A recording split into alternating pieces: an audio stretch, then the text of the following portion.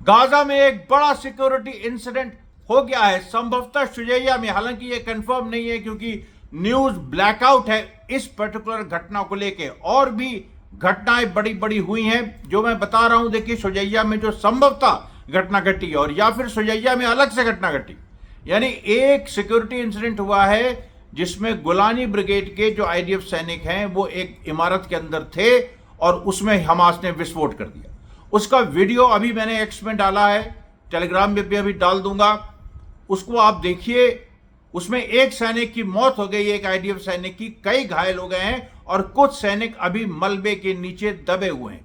अब क्योंकि इस न्यूज पे एक ब्लैकआउट है तो इसलिए वो क्लियर नहीं हो पा रहा है कि कहां हुई, लेकिन कुछ देर में हमास उसको कंफर्म कर देगा तो मैं फिर से एक्स और टेलीग्राम पे जरूर से उसको डाल दूंगा। दूसरी घटना राफा में हुई है। राफा में एक बड़ी घटना हुई है जिसमें हमास ने 3 तरफ से घेर के इजरायली सोल्जर्स को मारा है। फिर तीसरी जो घटना है वो भी शुजैया में हुई है। एक और घटना हुई है जिसमें 2 इजरायली सोल्जर्स को अकेले पाके हमास फाइटर्स ने मार दिया है। उसके बाद वेस्ट बैंक में 2 घटनाएं हुई हैं। वेस्ट बैंक में 2 घटनाएं हुई हैं। एक रन ओवर ऑपरेशन हिब्रोन में हुआ है और एक शूटिंग ऑपरेशन जेनिन में हुआ है। वेस्ट बैंक को लेकर फिर से इजरायली फोर्सेस बहुत परेशान हैं कि आगे वो किस तरीके से बढ़े। दूसरी तरफ ट्रंप ने बड़ा बयान दे दिया और कह दिया है, हूतीस की तारीफ कर दी है दैट दे हैव शोन करेज। और ये मैं आपको बता रहा था, ये मैंने आपको बताया था, लोग मान नहीं रहे थे। मैंने कहा था कि ट्रंप कहीं ना कहीं जो पुराना जो 19th सेंचुरी का वेस्ट है, जहां पर कॉयबॉयज और उस तरह की जो लड़ाइयां होती थी और जहां इंडिविजुअल एक जो गन स्लिंगर होता था वो उसके एथिक्स होते थे, वो उसका इंडिविजुअल प्रिजर्वेशन था, वो किसी कॉज के लिए नहीं लड़ रहा था। हालांकि अमेरिकन सिविल वॉर में स्लेवरी को अबॉलिश करने के लिए एक कॉज था वो, लेकिन जो एक अमेरिकन वेस्ट का जो कोड है, जो अच्छी अच्छी फिल्में हम लोग ने बहुत सारी देखी हैं उस पर, क्लासिक हॉलीवुड फिल्म्स, जिनमें जो एक गन स्लिंगर है वो मारता भी है लेकिन दुश्मन को रिस्पेक्ट करता है। ट्रंप देखिए उसी मैं गलत नहीं था इस मामले में, ट्रंप उसी कोड को कहीं ना कहीं फॉलो कर रहा है क्योंकि उसने बयान दे दिया आज। उसने कहा है कि हूतीज हैव शोन ग्रेट करेज। और आप तो जानते हैं कि ट्रंप ने समझौता कर लिया है। ये ऑफिशियली आज मैंने वो जब न्यूज डाली एक्स में तो किसी ने ग्रॉक से पूछा तो ग्रॉक ने भी कहा कि हाँ भाई, हूतीज से तो 6 मई 2025 को समझौता हो गया है, आज 8 मई 2025 है। उसमें दूसरी बात थी कि हमास से वो डायरेक्टली डील करेगा, उसमें ग्रॉक ने कहा कि अभी वो अनकन्फर्म्ड है। अनकन्फर्म्ड, इसके पहले एडम बोलर को हम देख सकते हैं कि उसने जो हमास जो ट्रंप का एनवॉय, उसने सीधे कहा था कि हाँ, हम लोग हमास से सीधे डील करेंगे और कर सकते हैं। उसके बाद इधर उधर होता रहा, बहुत उतार चढ़ाव हुआ, इजराइल का प्रेशर पड़ा, फिर ट्रंप ने दूसरा बयान दिया, फिर तीसरा बयान दिया, फिर चौथा बयान दिया। लेकिन अभी जो मिडिल ईस्ट में जो ट्रंप आने जा रहा है वो इजराइल नहीं आ रहा है। इजराइल उसने आने को मना कर दिया है। और आपको जो खबरें बताएंगे हम, उसमें यह भी है अमेरिका ने इजराइल को बहुत सारी चीजों पे वार्न किया है, खासतौर पे गाजा के सवाल पे। जब से उसको ये यमन का अनुभव हुआ है, यमन के अनुभव ने उसको जगा दिया है। और यमन ने जिस तरीके से अभी तक इजराइल पे एयर ब्लॉकेड जो यमन ने एक इम्पोज किया है, उसमें कुछ देशों की फ्लाइट्स आना शुरू हो गई। तो इसका मतलब है यमन अब फिर से हमला करेगा। वो हमला अभी भी हो सकता है, आज भी हो सकता है, रात में और कल भी हो सकता है, 100%। क्योंकि यमन ने कह दिया है कि अमेरिका के साथ जो डील हुई है उसमें इजराइल से कोई मतलब नहीं है। इजराइल से कोई मतलब नहीं है। इजराइल गाजा में जब तक ह्यूमैनिटेरियन एड अलाउ नहीं करेगा तब तक हम उस पर हमला करेंगे। दूसरी बात, इजराइल ये ह्यूमैनिटेरियन एड को लेके और गाजा में शांति को लेके अलग अलग प्रस्ताव आए हैं, हमास ने भी दिया है, इजराइल ने भी दिया है। But the big story is that Netanyahu is caught in a tight corner, फंस गया है वो। और ये देखिए, एक एक करके मैं आपको बताता हूं। जो राफा की जो घटना है, ये जो राफा की घटना है, ये अल जनीना, ये देखिए, शुजैया की 2 घटनाएं, राफा की 1 घटना है, 3 घटनाएं। राफा की जो घटना है ये अल जनीना नेबरहुड ईस्ट ऑफ राफा में हुई है, जहां पर कम से कम 2 आईडीएफ व्हीकल्स और उनके साथ चलते हुए पैदल सैनिक, उनको जब मतलब पूरा एक जैसे एक अटैक कॉन्वॉय होता है उस अटैक कॉन्वॉय पर सीधे हमास के अचानक प्रकट हुए, वही गुरिल्ला वॉरफेयर अचानक प्रकट हुए, उन्होंने गोलियां चलानी शुरू कर दी। और इस बार वही बात हो गई कि फिर वही मशीन गन और एंटी टैंक गन्स का इस्तेमाल क्लोज क्वार्टर फाइटिंग में बहुत बहुत रेयर है, मैंने कम से कम नहीं सुना है। इराक में जो इंसर्जेंसी, जब अमेरिका ने इराक पे कब्जा किया था, उसके बाद इराकी जो एक विद्रोह हुआ था अमेरिकन फोर्सेस के खिलाफ, उसमें जो कुछ जगह जो ऐसी, जो खासतौर पे फलूजा की लड़ाई, और उसमें ऐसे कुछ टैक्टिक्स सामने आए थे। लेकिन इतने बड़े स्तर पे इसको जो इस्तेमाल किया है वो हमास ने किया है। फिर से ये अल जनीना नेबरहुड ईस्ट ऑफ राफा की घटना, जहां अब इसमें कितने इजरायली हताहत हुए इसका अभी तक कोई इसकी रिपोर्ट नहीं आई है। शुजैया की घटना में जो बार बार आ रहा है कि एक शुजैया में 2 घटनाएं घटी हैं। एक, जैसे मैंने बताया, गुलानी ब्रिगेड इमारत के अंदर थी, उस पर हमास ने विस्फोट किया, उसके बाद गोलियां भी चलाई। अभी भी सोल्जर्स मलबे के अंदर छुपे हैं, और वो वीडियो आ गया है जिसमें इजरायली सोल्जर्स को हेलीकॉप्टर से उतारा गया इजराइल में, और उनको ले जाया जा रहा है स्ट्रेचर पे। तो बिल्कुल आप 100% उस वीडियो को एक्स में और टेलीग्राम में आप देखिएगा। उसके बाद एक और जो शुजैया में घटना हुई है वो अभी डेवलप कर रही है। फिर देखिए, फिर यहाँ पर जो एक पोलैंड के एक एमपी हैं ग्रेगोर्स ब्रॉन, पोलिश के एमपी जो कि प्रो पैलेस्टाइन है, और उनके खिलाफ कुछ मतलब जो यूरोपियन यूनियन है उसमें कुछ उनके खिलाफ अभियान चला। उन्होंने कहा कि इनको पार्लियामेंट्री, क्योंकि वो एमपी रह चुके हैं, तो मतलब यूरोपियन पार्लियामेंट के भी एमपी रह चुके हैं, पोलैंड के करंट एमपी हैं, तो उनके खिलाफ पार्लियामेंट्री यूनिटी उनको नहीं मिलेगी और उनके खिलाफ एक्शन हो सकता है, क्योंकि उन्होंने इजराइल को क्रिटिसाइज किया। तो उन्होंने एक ईयू का झंडा जला दिया सबके साथ, उन्होंने पूरा पब्लिकली ईयू का झंडा जलाया, कहा कि ये देखो, अब कुछ उखाड़ सको तो उखाड़ो। ये पूरी इंटरनेशनल लेवल पे ये स्पिरिट डेवलप हो रही है। उसके बाद यहाँ पर कुछ इजराइल ने कुछ टारगेटेड असैसिनेशंस कैरी किए, खासतौर पे लायंस डेन जो ग्रुप है वेस्ट बैंक में, उनके एक फाइटर रमी समी अल खाकन, उनका असैसिनेशन किया, वो शहीद हुए। उसके बाद देखिए, सेटलर्स प्लेटफॉर्म पे फिर से एक खबर आई कि अभी तक जो मलबे में इजरायली सोल्जर्स दबे हुए हैं, ये बहुत बड़ी घटना हो गई लगता है। इजरायली सोल्जर्स जो मलबे में दबे हुए हैं, अभी तक उनकी कोई खैर ख्वाह कोई लेने वाला नहीं है, जबकि वहां से कई इंजर्ड को उठाया जा चुका है। एक क्राइसिस हो गई है। ऐसा लगता है कि इजराइल की जो रेस्क्यू का सिस्टम है वो कोलैप्स कर गया है। उसके बाद देखिए, जो फॉर्मर इजरायली डिफेंस मिनिस्टर मोशे येलोन, उन्होंने कहा है कि हमास कोई डील नहीं ऑब्स्ट्रक्ट कर रहा है, ये नेतन्याहू है जो अपने सर्वाइवल के लिए मरा जा रहा है, और इसी की वजह से प्रिजनर्स नहीं वापस हो रहे हैं। 24 लिविंग प्रिजनर्स हैं, बाकी अगर मृत मिला दें 59 हैं, उसमें से 3 ऑलरेडी शायद मारे जा चुके हैं, अभी कंफर्म नहीं है। 21 कम से कम वहां पर बचे हैं। उसके बाद देखिए, जो डील की बात हो रही थी, उसमें हमास ने जो प्रपोज किया था कि एक साथ हम सारे कैदी लौटा देंगे, आप लेकिन परमानेंट सीज फायर करिए, गाजा ह्यूमैनिटेरियन एड अलाउ करिए, और गाजा के रिकंस्ट्रक्शन की बात करिए, जिसको लेके कतार, इजिप्ट और अमेरिका मान गए थे। उस पर नेतन्याहू ने फिर पेच लगा दिया और कहा कि वो जो एड आएगी वो इजराइल डिस्ट्रीब्यूट करेगा, और दूसरा उसने कह दिया कि ये कोई थर्ड कंपनी, एक अमेरिकन कंपनी आके डिस्ट्रीब्यूट करेगी। इस पर हमास ने नो कह दिया। उन्होंने कहा नहीं, कोई भी एड आएगी उसको जो गाजा का सिविल डिफेंस है, जो सिविल इंफ्रास्ट्रक्चर है, वही उसको पूरा कोऑर्डिनेट करेगा। इसको लेकर, और ये हमास ने बार बार दिखा दिया है कि जो गाजा के सिटीजन्स की बेसिक नीड्स हैं, वहाँ पर बहुत क्राइसिस है, 20 लाख लोग हैं, लेकिन उनकी बेसिक नीड्स को हमास पूरा कर रहा है। और दूसरा जो खतरनाक इजरायली इरादा है कि जो इसी में था कि इजराइल ह्यूमैनिटेरियन एड डिस्ट्रीब्यूट करेगा, कि राफा में वो तभी करेगा जब राफा, मतलब उसमें भी शर्त थी कि राफा में एक टेंट सिटी बनेगा जिसमें सारे फिलिस्तीनी 20 लाख जमा किए जाएंगे और उनको ह्यूमैनिटेरियन एड दी जाएगी। मतलब वो, और जब ऐसा हुआ है कि इजराइल ने कहा है कि कोई सेफ जोन हम बना रहे हैं, उसने उसी सेफ जोन पे बमबारी की। अब 20 लाख लोग एक जगह इजराइल पा जाएगा, वो तो इतनी बमबारी करेगा कि मतलब जिसका कोई हिसाब ही नहीं। सोचिए आप कितना कातिलाना ये इरादा। लेकिन कातिलाने इरादे से क्या होता है? कातिलों के पास इस समय हथियार नहीं है, कातिलों के पास इस समय जज्बा नहीं है। ये आप देखिए, जुल्म करने वाले के पास भी कुछ जज्बा होना चाहिए, उतनी नफरत होनी चाहिए। लोग थक गए हैं और यही हालत नेतन्याहू की है, वो नहीं कुछ कर पा रहा है।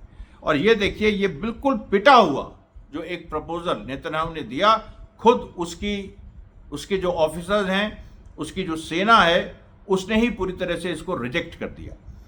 फिर देखिए, जो दो घटनाएं वेस्ट बैंक में घटी हैं, हिब्रोन में जबरदस्त घटना घटी जब एक फिलिस्तीन, मतलब जो लोन वुल्फ अटैक है, ये एक फिलिस्तीनी लड़ाका, उसने अपने वाहन से एक आईडीएफ सोल्जर को कुचल दिया। बुरी तरह से आईडीएफ सोल्जर घायल है, जिंदगी और मौत के बीच झूल रहा है, और वो फिलिस्तीनी जो फाइटर है वो शहीद हो गया। उसके बाद जेनिन के बार्ता इलाके में अचानक दो आईडीएफ सोल्जर्स पे रैंडम तरीके से गोली चलने लगी और दोनों आईडीएफ सोल्जर्स बुरी तरह से घायल हो गए। और किसने गोली चलाई ये अभी तक पता नहीं, क्योंकि एक वहां पर कॉम्बिंग ऑपरेशन इजराइल चला रहा है बार्ता में।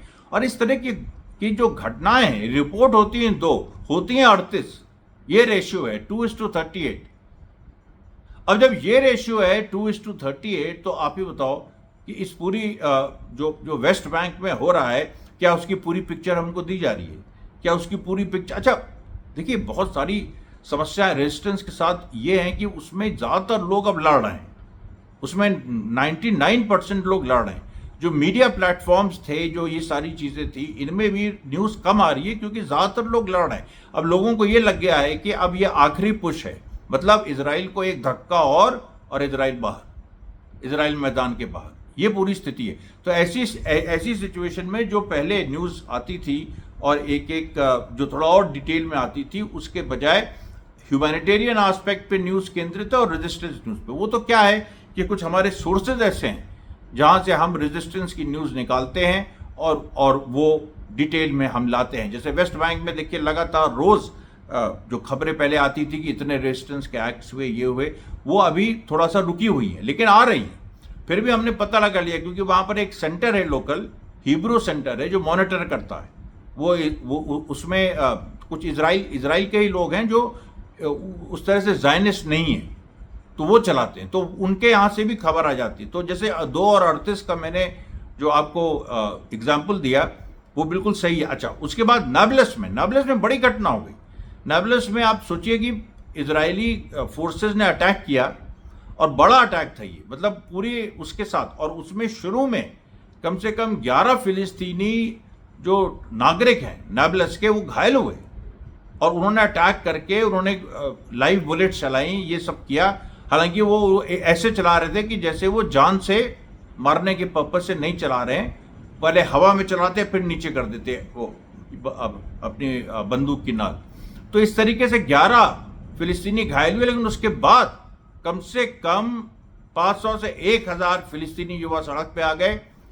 भागना पड़ा, मतलब आप देख सकते हैं बख्तरबंद गाड़ियों में आईडीएफ सोल्जर्स को भागना पड़ा, और लड़के जो हैं वही बम चला रहे थे। और इसी ये नाब्लस ही है जहाँ पर बेता में बड़ी घटना हो चुकी है। 2 इजरायली सोल्जर्स बुरी तरह से घायल हो चुके हैं, कुछ मारे भी जा चुके हैं, और इस तरीके की बातें लगातार आ रही हैं। आज एक और बड़ी घटना का खुलासा हुआ, ये घटना पहले की है लेकिन उसका खुलासा हुआ है। वो दिखाता है कि हमास की फोर्सेस कितने रेजिलेंट हैं।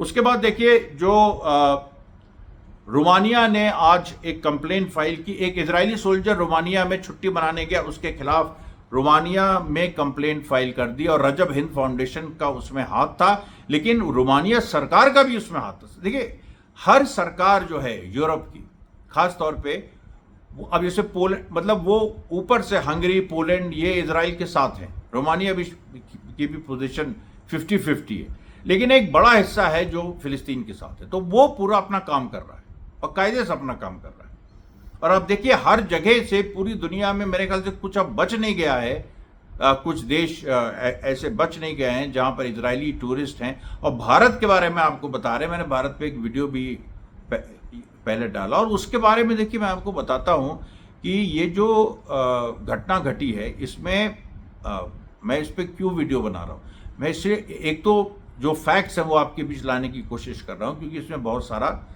एक वो है, इसमें बहुत सारे गलत तरीके के मिस इन्फॉर्मेशन फैलाया जा रहा है।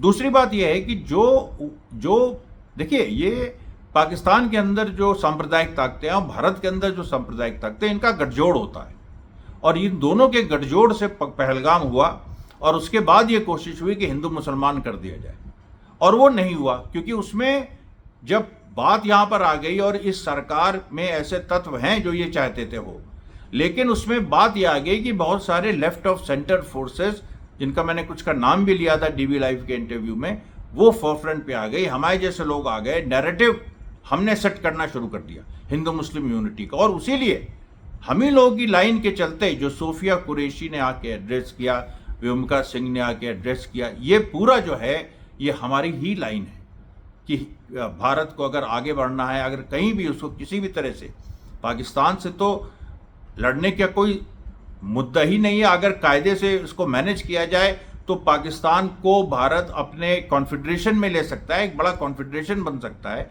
जिसमें एक सबकी ऑटोनॉमी रहे, लेकिन उसमें एक साउथ एशिया का, अच्छा सार्क बना भी इसीलिए था कि धीरे धीरे ये साउथ एशियन कॉन्फेडरेशन की तरफ बढ़ेगा, और सार्क अभी तक ऑफिशियली डिसॉल्व नहीं हुआ है। तो ये एक पूरी परिस्थिति है। देखिए, हम लोग यहाँ विचारों की लड़ाई है भारत के अंदर, और इसमें हम लोग सफल हुए हैं। इस पूरी घटना को जो मोड़ दे दिया गया है, मैंने आज भी जो वीडियो जो लाहौर पे जो पाकिस्तान का जो ड्रोन मिसाइल हमला था नाकाम हुआ, फिर भारत ने हमला किया लाहौर पे, अब उसमें अलग अलग तरह के क्लेम्स हैं, लेकिन मैं आपको एक चीज़ बता रहा हूँ कि जो ऑफिशियली जो एक पूरी पोजीशन है, और उसके साथ साथ जो मेरी जानकारी है, और इसमें देखिए नैरेटिव जब तक हमारा एक रहेगा, एक सेकुलर नैरेटिव रहेगा, जब तक एक गंगा जमनी तहजीब का नैरेटिव रहेगा, तब तक ये लड़ाई, इस लड़ाई के मायने हैं, क्योंकि हम पाकिस्तान और भारत दोनों के अंदर जो सांप्रदायिक ताकतें हैं उनसे लड़ रहे हैं।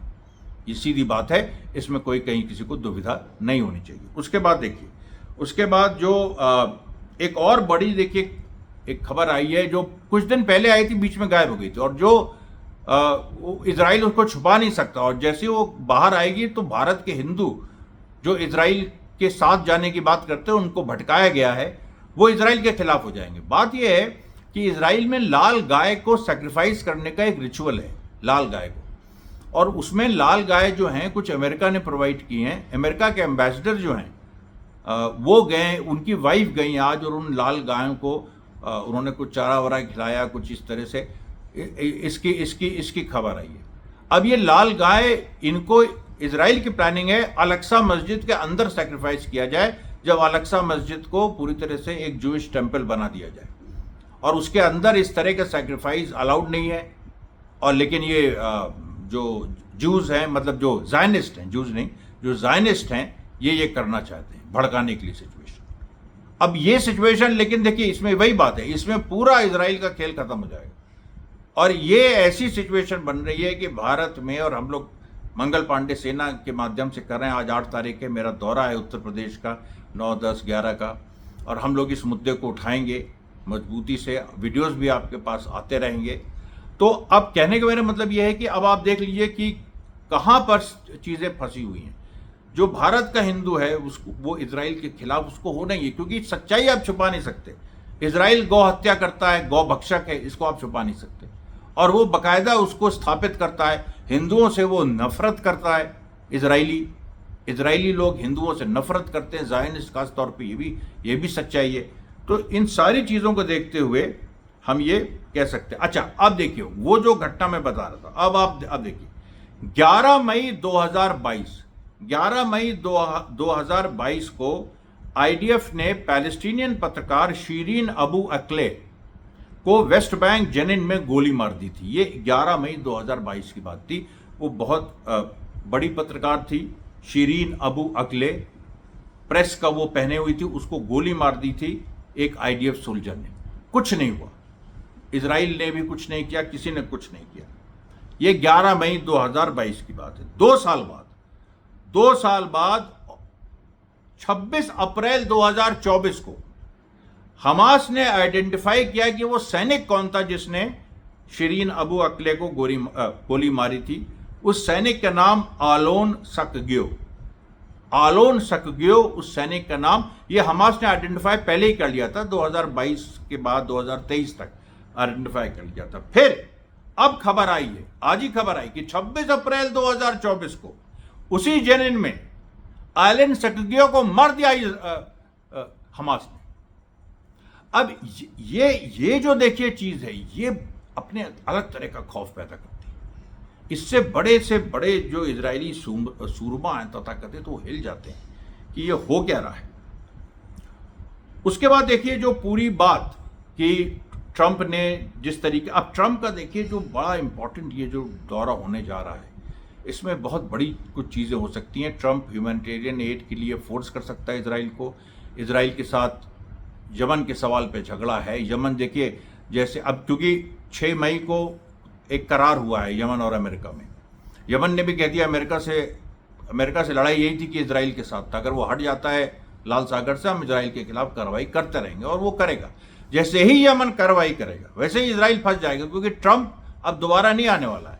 वो अपने सारे घोड़े खोल चुका था। वो यमन को, मतलब अरब दुनिया के सबसे गरीब देश को, वो कुछ नहीं कर पाया, हार गया उससे एक तरह से।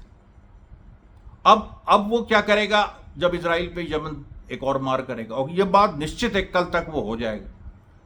तो ये एक पूरी जो परिस्थिति है, और कैसे हाइपरसोनिक, मैं सोच रहा था कि आज भारत से खबर आई कि यहाँ पर जो पाकिस्तान ने मिसाइल और ड्रोन मारे तो उनको इंटरसेप्ट करके वापस जो S-400 रशिया का डिफेंस सिस्टम इंडिया के पास है उससे करके, और फिर काफ़ी मतलब 600 किलोमीटर से जो देख लेता है कि कोई मिसाइल आ रही है। अब आप बताइए, इजराइल में थार्ड और एरो सिस्टम लगे हुए हैं, वो भी ऐसे कहते हैं कि हम पता नहीं कितने 100 किलोमीटर, ये 600 से 700 किलोमीटर से हम देख लेते हैं, और यमन और इजराइल की दूरी 1000 से ऊपर किलोमीटर की है, तो इनको देख लेना चाहिए था। लेकिन वो नहीं देख पा, और बेन गुरियन पे सीधे स्ट्राइक किया यमन ने। जब बेन गुरियन पे यमन ने मारा है, और वो जो ब्लास्ट हुआ जिसके बारे में डिटेल हमने आपको बताया, उसके बाद ही तो ट्रंप झुका है। तो ये जो पूरी सिचुएशन है, इसको देखिए बार बार इसको समझाने की, बताने की जरूरत है। और फिर मैं ये पढ़ना चाहूँ, विश्वास नहीं हो रहा कि ट्रंप ने ये कह दिया है, वही ट्रंप जिसने कहा था कि जो हूतीज हैं दे विल फेस हेल, वो नरक का सामना करेंगे और बमबारी हम करेंगे। और उसने की बमबारी 10-15 दिन पूरा, उस समय उसने ये किया था। आज उसने कहा है कि Houthis have shown great courage and withstood our harsh blows, यानी हूतीज ने बहुत हिम्मत दिखाई है, और हमारे जो हार्श ब्लोज थे, खुद का कि हमारे जो बड़े, इसको क्रूर तो नहीं कहेंगे, हार्श हिंदी में आप, मतलब मुझे याद नहीं आ रहा है अभी, जो हमारे बहुत ही मतलब खतरनाक, जो हमने उसको चोटें पहुंचाई, उसको उसने सहा और उसके बाद जवाब दिया। दो हमारे जहाज़ों को बेकार कर दिया एक तरह से, हमारे कितने जहाज गिरा दिए, MQ-9 रीपर ड्रोन गिरा दिए। तो ये सारी चीज़ें हैं। उसके बाद नेतन्याहू जो बार बार ईरान से जोड़ता है यमन को, तो ईरान से भी जोड़ने वाली बात पे ट्रंप ने नहीं, लेकिन अमेरिकन जो ऑफिशियल्स हैं उनकी तरफ से बयान आया कि ये यमन को ईरान से हमेशा मत जोड़ो। अब यमन की, क्योंकि अमेरिका से एक संधि हो गई है टाइप, तो आप कैसे उस चीज़ को करें। तो ये लोग कह रहे हैं कि नेतन्याहू से एकदम हर चीज़ को यमन और ईरान से मत जोड़ो। उसके बाद ईरान ने अपना फिर से अपनी नई मिसाइल, एक और नई मिसाइल अनवील कर दी, तो ईरान के भी एक नए तरह का कद बन गया। और वो जो ये जो कासिम बासिर मिसाइल थी जो ईरान ने दिखाई थी, और जिसका बड़ा रेंज है, पता चला है कि बेन गुरियन एयरपोर्ट पे जो यमन ने हमला किया था वो कासिम बासिर मिसाइल ही थी, उसी का अपग्रेडेड फॉर्म था। अब बताइए आप। और फिर ईरान ने एक नई मिसाइल कर दी। अब यमन से पहले इजराइल निपटे तब तो ईरान के बारे में सोचे, इधर ईरान के खिलाफ बोलना बंद कर दिया। मतलब बोलते रहते हैं, लेकिन जो एक हमलावर था कि हमला करेंगे, ये करेंगे, और नेतन्याहू कह देता है कि किसी का साथ नहीं चाहिए हमको। जब से अमेरिका ने लात मारी तब से उसकी भाषा बदली हुई है। उसके बाद देखिए सीरिया में अल-शरा को भी आज ये कहना पड़ा, जुलानी को, कि इजराइल के साथ हमारी बातचीत चल रही है इनडायरेक्ट, और इजराइल के साथ कोई हम डील ऐसी करेंगे जिससे इजराइल हमारी टेरिटरी छोड़े या कुछ और कोई डील होगी, जो भी होगी। लेकिन देखिए, मुझे लग रहा है कि सीरिया में मजबूरी हो जाएगी सबकी, सीरिया में एचटीएस के भी एक बड़े हिस्से की, वहां विद्रोह हो जाएगा एचटीएस के अंदर कि इजराइल से लड़े। क्योंकि आप कोई भी सीरिया का कोई भी हो, वो ये नहीं सह सकता है कि दूसरा देश आके कब्जा कर ले। और कुनेत्रा तक वो बढ़ गए हैं, आगे बढ़ने की कोशिश कर रहे हैं, नहीं बढ़ पाए, वहां रेजिस्टेंस हो रहा है। ये देखिए पूरी परिस्थितियां। लेबनान में भी पूरा हिजबुल्लाह की तैयारी है और हिजबुल्लाह उस पर स्ट्राइक करेगा। वो बस सही वक्त का इंतजार कर रहा है। मेरे ख्याल से जब ट्रंप आएगा तब हिजबुल्लाह भी स्ट्राइक करेगा। ये देखिए एक ब्रॉड पिक्चर थी। कल आपके सामने फिर हाजिर होंगे। धन्यवाद साथियों, बहुत बहुत धन्यवाद।